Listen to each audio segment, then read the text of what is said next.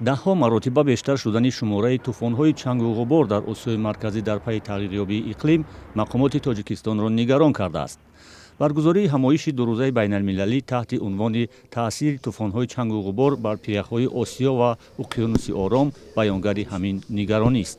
мисол солҳои 90 тадқиқотчиён дар ҷумҳурии Тоҷикистон дар як сол 2-3 маротиба ин тӯфонҳои чангу ғуборро ба қайд гирифта бошанд.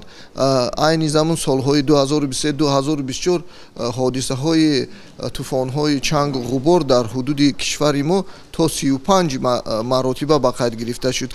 ин чангу ғубор металлҳои вазнинро дорад ки метавонад ба обшавии пиряхҳо оварда расонад. зиёда аз 60% пиряхҳои Осиёи марказӣ дар ҳудуди Тоҷикистонанд ва бо суръат об мешаванд. як далели ин обшавӣ бо суръат биёбоншавии минтақа эҷоди тӯфонҳои чангу ғубор гуфта мешавад.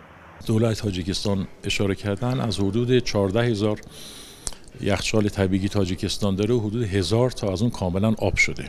بنابراین حفظ یخچال‌های طبیعی خودش یک موضوعی است و در کنار این تأثیری که گرد و غبار بر این یخچال‌ها داره. چون گرد و غبار باعث تغییر شکل در سرعت و روش و اندازه تغییر آب شدن یخچال‌های طبیعی داره که نهایتاً منجر به سیل ممکنه بشه، تاثیرات کشاورزی و غیره.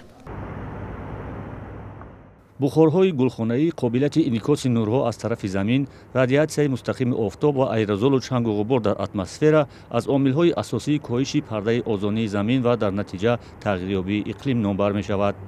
бунёди корхонаҳои саноатӣ дар наздикии ҳавзаҳои ҷойгиршавии пиряхҳоро профессор Абдулҳамид Қаюмов, пиряхшиноси тоҷик, як сабаби дигари обшавии бо суръати пиряхҳо меномад.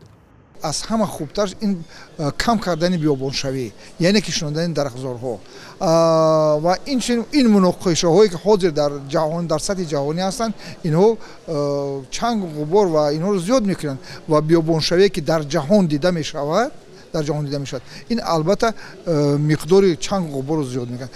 тоҷикистон барои ҷилавгирӣ аз буҳрони обшавӣ бо суръати пиряхҳо ва гирифтани пеши роҳи таъсири чангу ғубор тасмим дорад 20-солаи барқароркунии ҷангалзорро эълон кунад.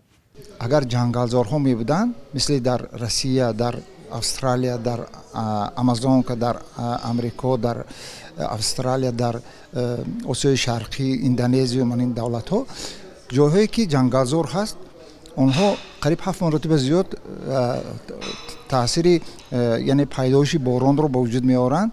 агар нигоҳ кунед, то масалан то пешин агар офтоб бошад, баъди пешин борон меборад дар ин кишварҳо, ҳаво тоза аст, сифати ҳаво хуб аст. масоҳати пиряхҳои Тоҷикистон зиёда аз 11 000 километри мураббаъ аст, ки аз манбаъҳои асосии об барои мардум, киштзорҳо ва даштҳои ташналаби кишварҳои Осиёи марказӣ дониста мешавад. тоҷикистон дар дарёҳое ки аз оби пиряхҳо ҳосил мешаванд, нерӯгоҳҳои барқи обии хурду бузург сохтааст ва тасмим дорад ки барои ҳалли буҳрони энержӣ чанд нерӯгоҳи дигар бисозад. аммо тағйирёбии иқлим ва обшавии пиряхҳо ин барномаҳои Тоҷикистонро бо мушкил рӯбарӯ мекунад. барои пешгирӣ аз ин буҳрон Тоҷикистон аз Созмони Милали Муттаҳид хост соли 2025-ро соли ҳифзи пиряхҳо эълон кунад. ин пешниҳод пазируфта шуд.